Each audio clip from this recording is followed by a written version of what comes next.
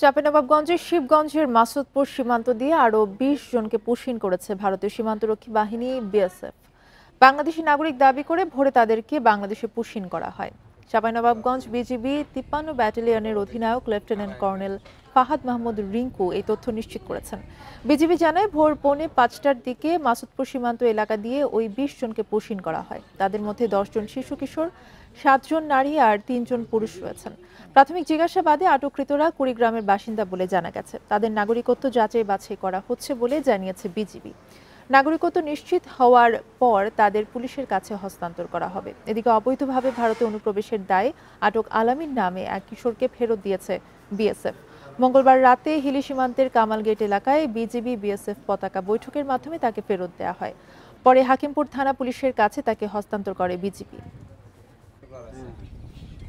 ওরা তো দেখতেছে কারা এখানে লোক